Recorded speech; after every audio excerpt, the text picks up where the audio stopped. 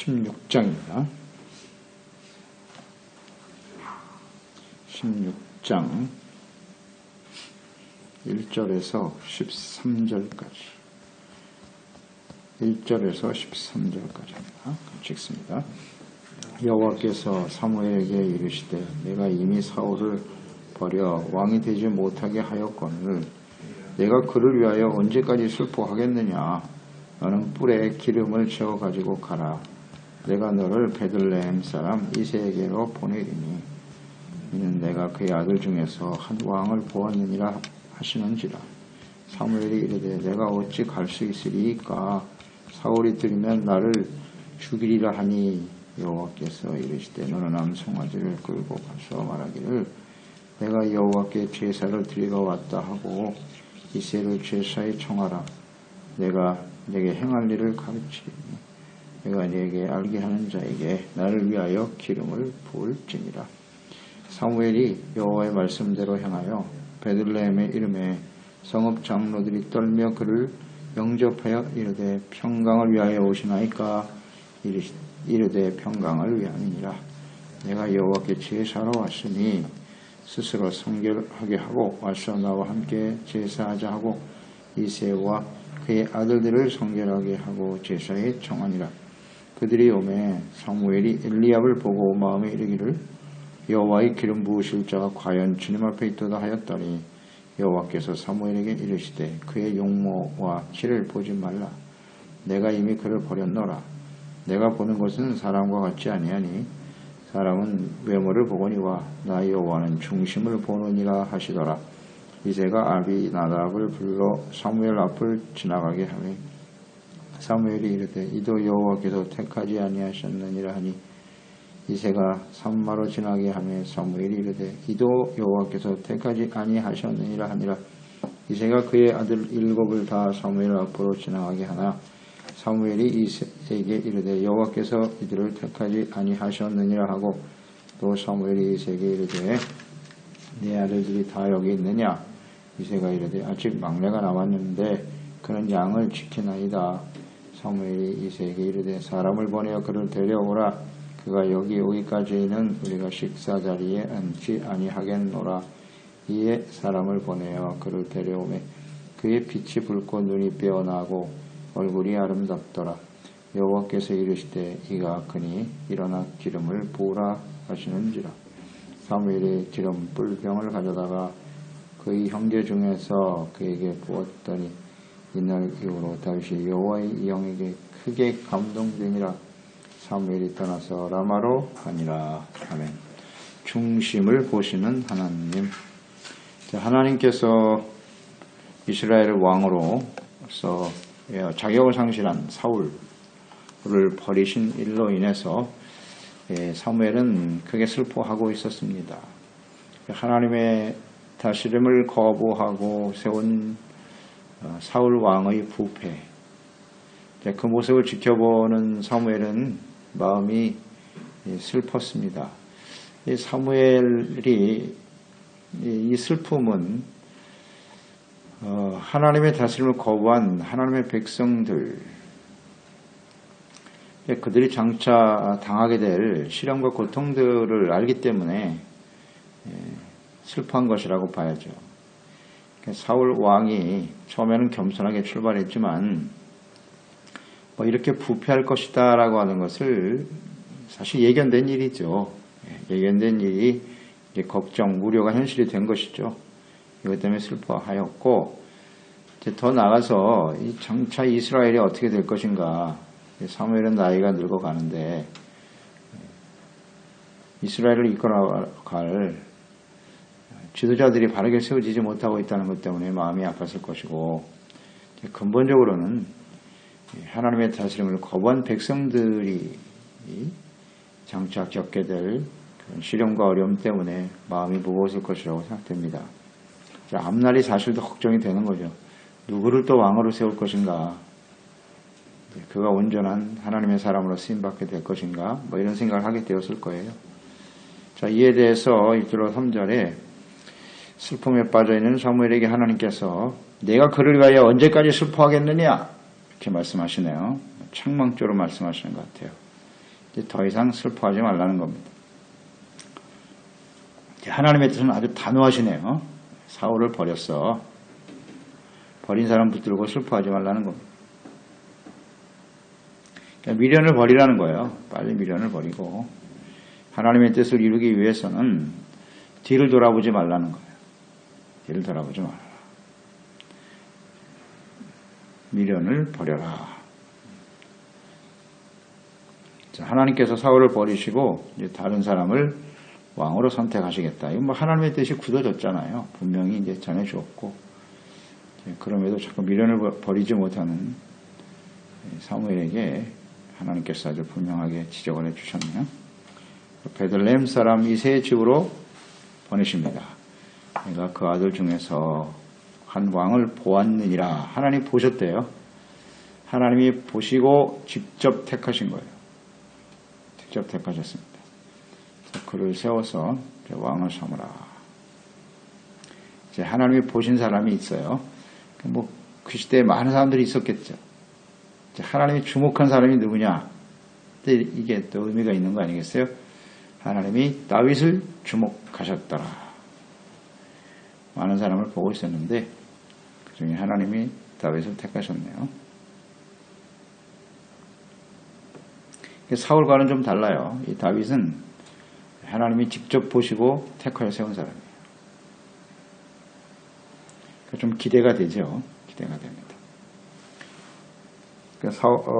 사무엘이 말합니다. 사울이 들으면 아마 나를 죽이려고 할 것입니다. 그런데 내가 어떻게 왕을 세우는 일에 베들레헴으로 내려갈 수 있겠습니까? 사울이 죽일 것이다 라는 생각을 하는 사무엘.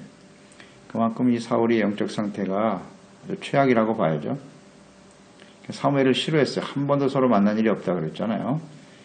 예, 그만큼 사울은 이제 사무엘에 의해서 폐위가 된 거잖아요. 더 이상 하나님이 당신을 왕으로 세우지 않을 것이다. 이런 말을 들었을 때 사무엘을 미워하기 시작한 거예요. 사무엘을 싫어했고 대적하여 죽이려고 할 정도로 아주 폐역한 상태가 되고 말았다는 거죠. 자, 이런 걸 보면 하나님께서 그만한 이유가 있잖아요.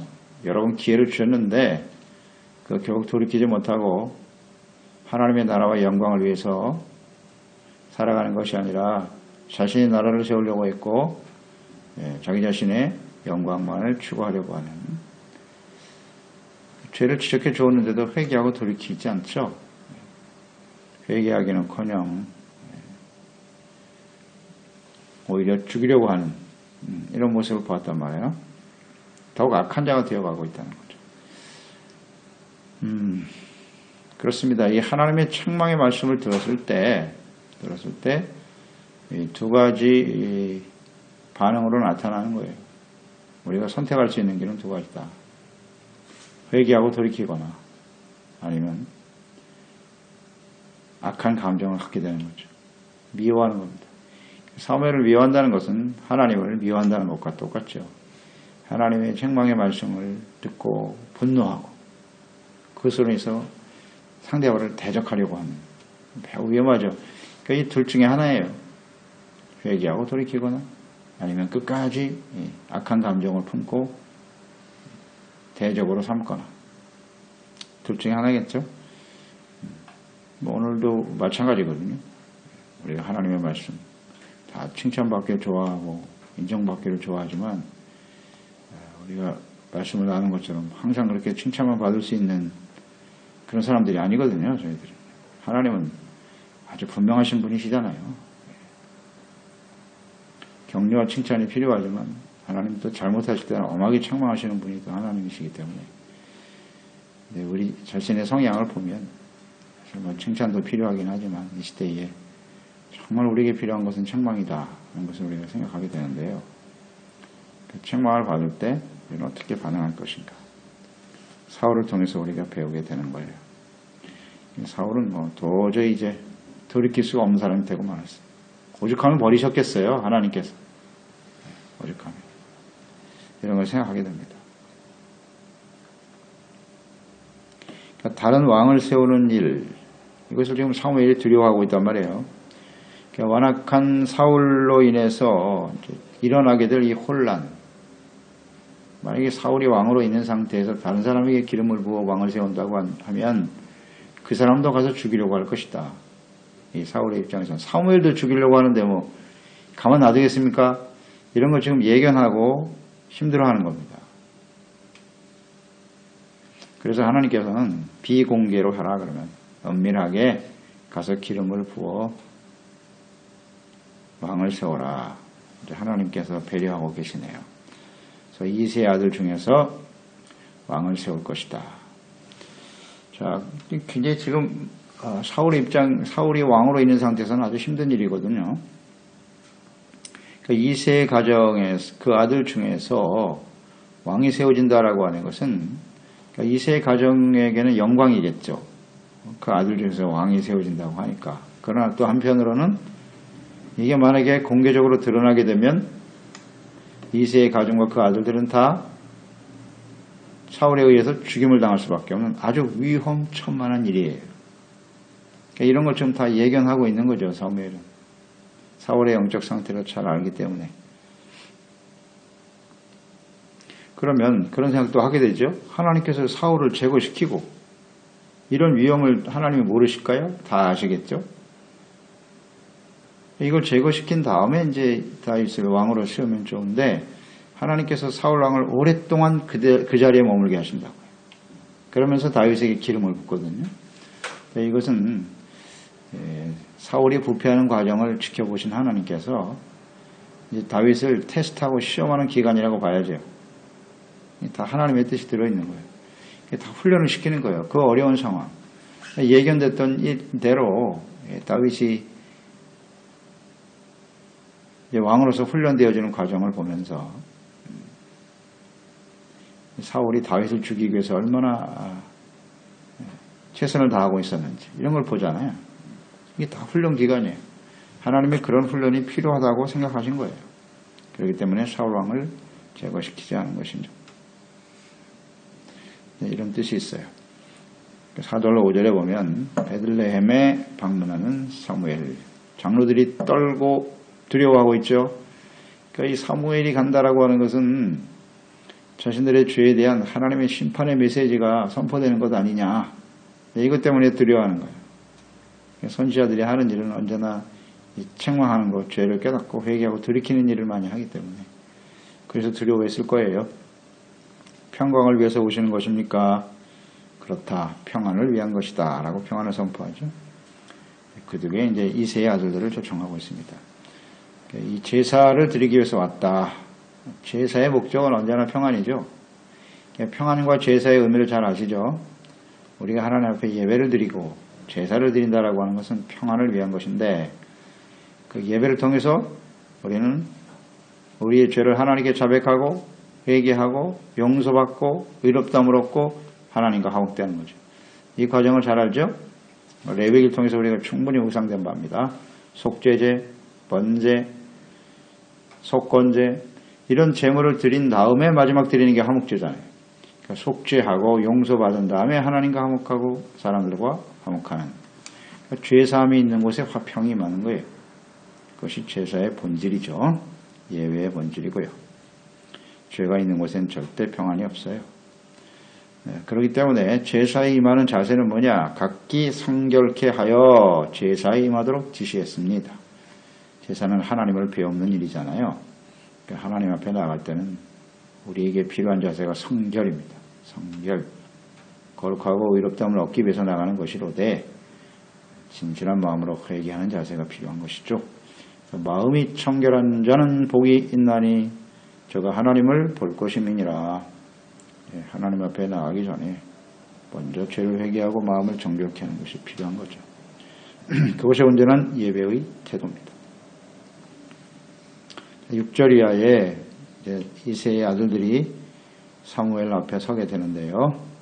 자, 그들이 오매 사무엘이 엘리압을 보고 마음에 이르기를 여호와의 기름 부으실 자가 과연 주님 앞에 있도다 하였더니 사무엘이 볼 때 그 장남 엘리압을 보니까 아주 외모가 준수했던 것 같아요. 키도 크고 힘도 있어 보이고 아주 외모로 볼 때는 이 하나님이 기름 부을 자가 맞다라고 생각했는데 하나님께서 사무엘에게 이르시되 그의 용모와 키를 보지 말아라 그랬어요. 내가 이미 그를 버렸노라. 사울은 아주 외모가 출중한 사람이었죠. 키가 다른 사람들보다 머리 하나가 더 컸다 그랬으니까요. 엄청나게 키가 크고 용모가 좋은 사람이었는데 내가 그를 버렸지 않니? 외모를 보지 말아라. 내가 보는 것은 사람과 같지 아니하니 사람의 외모를 보거니와 여호와는 중심을 보시느니라. 하나님은 중심을 보시는 분이다. 그렇습니다. 이 사람들은 자꾸 이제 외모를 보고 판단하게 되는데요.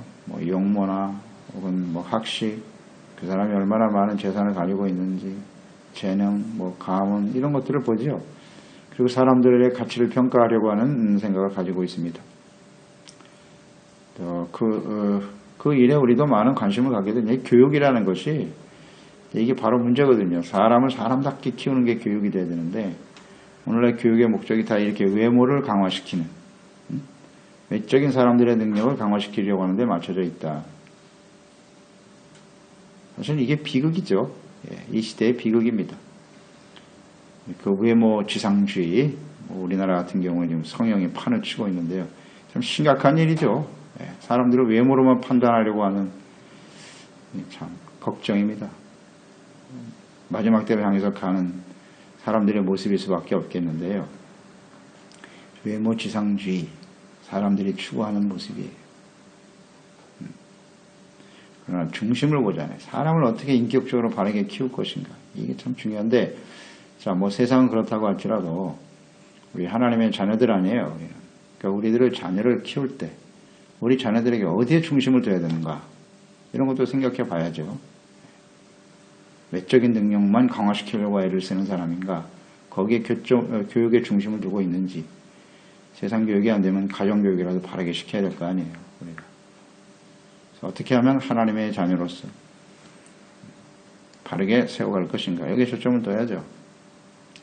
하나님을 중심을 보신다 그랬는데 그 중심이라는 게 마음이잖아요.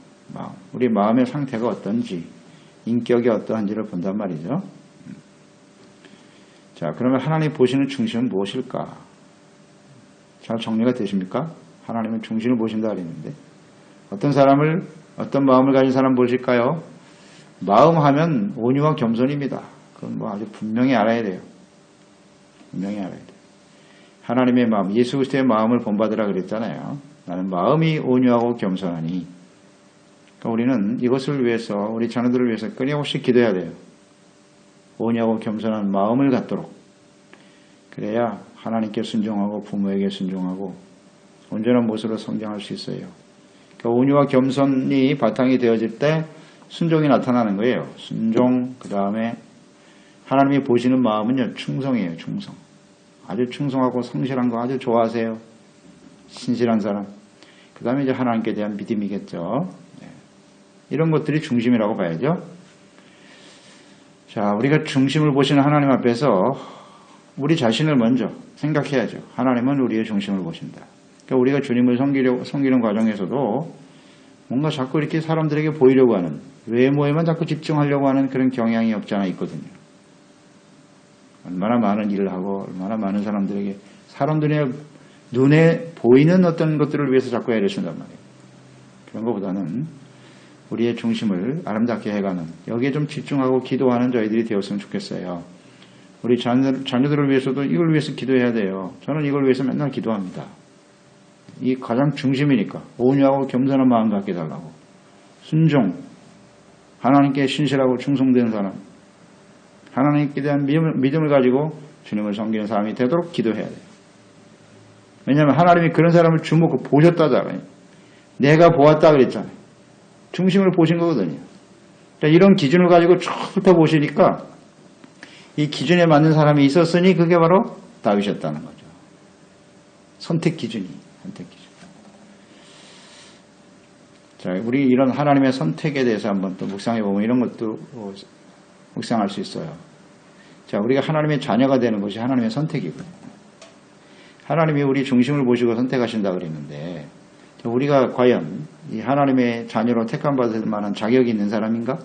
생각해보면 전혀 그렇지 않죠. 그러니까 이게 얼마나 은혜입니까?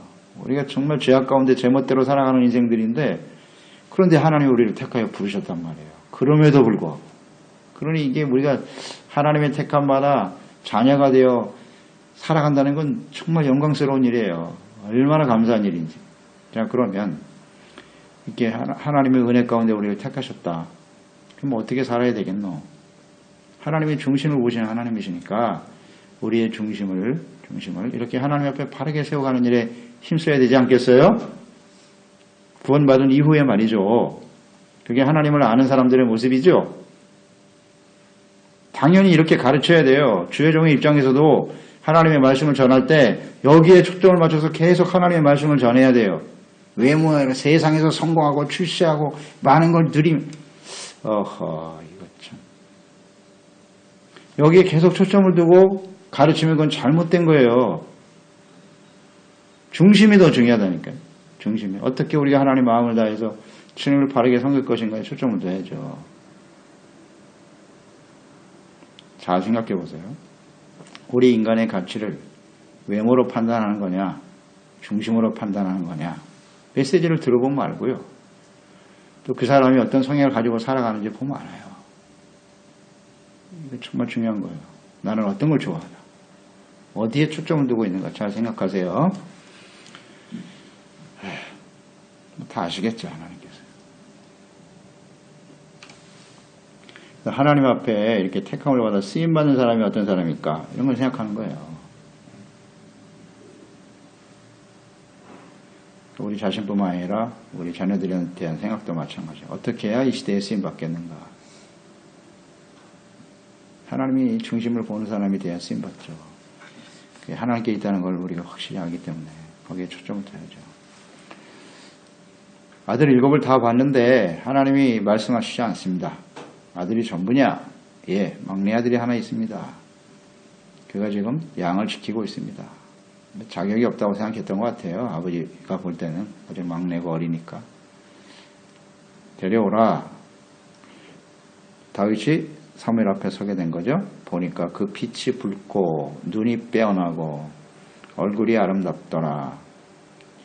이것은 역시 이 사무엘이 계속 이렇게 외모로 보고 기록한 내용이라고 봐야 되지. 하나님은 중심을 보고 있는데 외모도 눈이 빼어났다 그랬어요. 아름다운 모습을 갖고 있었다. 외모도 나쁘지 않은 다윗의 모습. 사실 그래요. 외모만 보는 건 아니지만 우리 중심이 바르게 되면 눈이 빼어나더라고 하는 것이 그 사람의 그 내면의 상태를 잘 보여주고 있는 것이 아닌가 하는 생각을 하게 돼요. 눈이 선하잖아요. 이 눈을 보면 대충 알거든요. 그 사람의 마음의 상태가 어떤지. 성실한 사람이에요.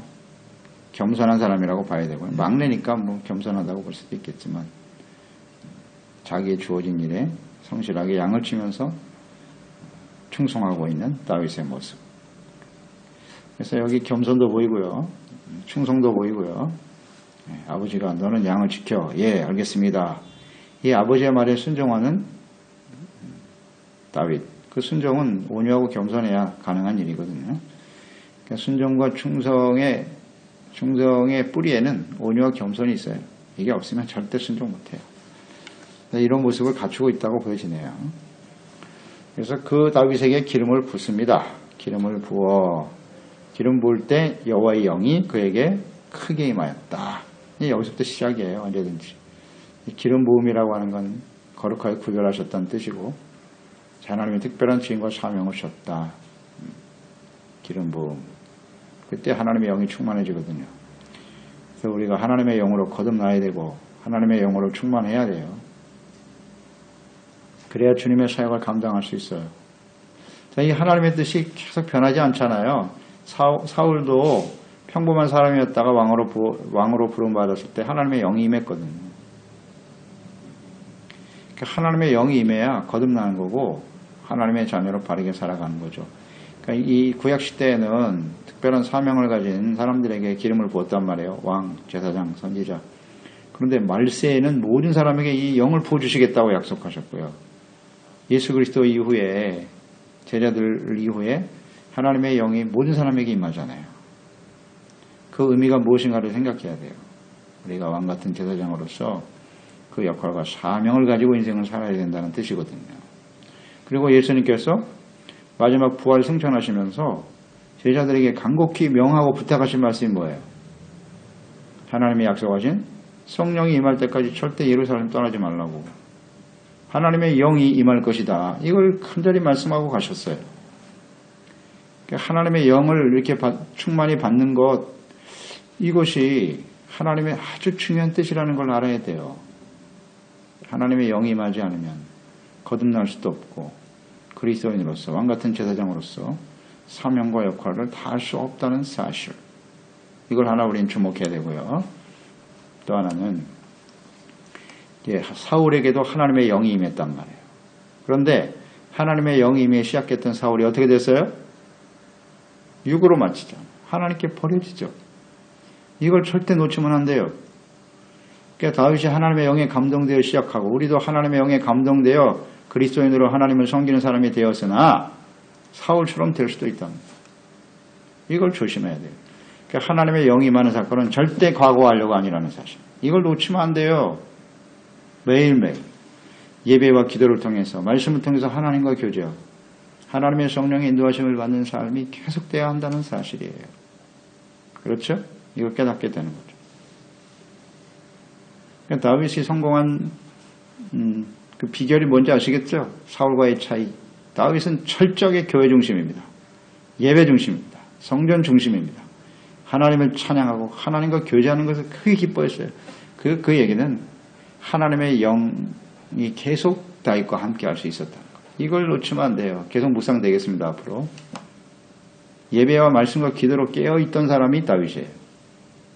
그러니까 그 신앙의 행위 자체가 중요한 게 아니고 그 하나님과의 교제가 계속됐다는 거죠.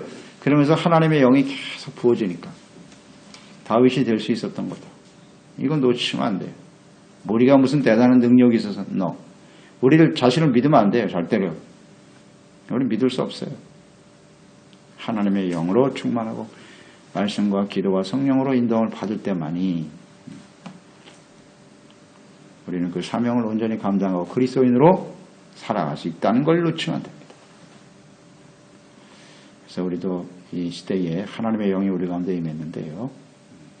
우리에게 주어진 사명이 무엇인가를 분명히 인식하고 기도와 말씀으로 깨어있는 신실한 종들이 되었으면 좋겠습니다.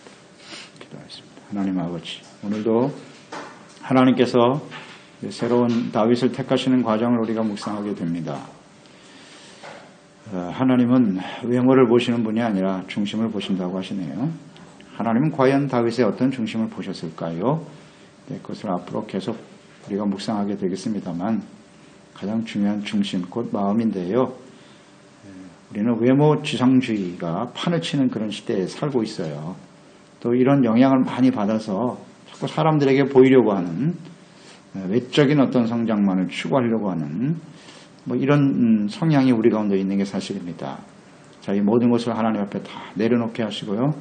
하나님은 우리의 중심을 보시는 분이니 우리의 마음이 온유하고 겸손한 자들이 되게 하시고 충성스럽고 신실한 믿음과 하나님을 사랑하고 하나님께 소망을 두고 살아가는 하나님의 신실한 우리 지체들 또 우리 소중한 자녀들이 될 수 있도록 이것은 우리의 의지만 노력만 갖고 되지 않습니다. 오직 하나님의 영이 하나님의 성령으로 감동되고 충만할 때만이 계속될 수 있는 것임을 생각합니다.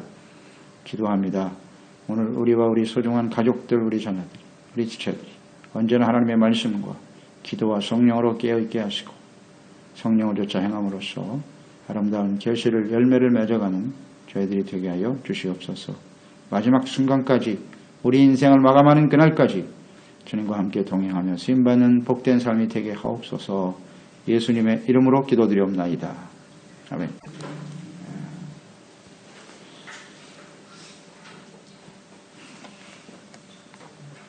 16장입니다. 16장 1절에서 13절까지 1절에서 13절까지입니다. 읽습니다. 여호와께서 사무엘에게 이르시되 내가 이미 사울을 버려 왕이 되지 못하게 하였거늘 내가 그를 위하여 언제까지 슬퍼하겠느냐. 너는 뿔에 기름을 채워 가지고 가라. 내가 너를 베들레헴 사람 이새에게로 보내리니 이는 내가 그의 아들 중에서 한 왕을 보았느니라 하시는지라. 사무엘이 이르되 내가 어찌 갈 수 있으리까. 사울이 들으면 나를 죽이리라 하니 여호와께서 이르시되 너는 암송아지를 끌고 가서 말하기를 내가 여호와께 제사를 드리러 왔다 하고 이새를 제사에 청하라. 내가 내게 행할 일을 가르치리니 내가 네게 알게 하는 자에게 나를 위하여 기름을 부을지니라. 사무엘이 여호와의 말씀대로 행하여 베들레헴의 이름에 성읍 장로들이 떨며 그를 영접하여 이르되 평강을 위하여 오시나이까. 이르되 평강을 위함이니라. 내가 여호와께 제사로 왔으니 스스로 성결하게 하고 와서 나와 함께 제사하자 하고 이새와 그의 아들들을 성결하게 하고 제사에 청하니라.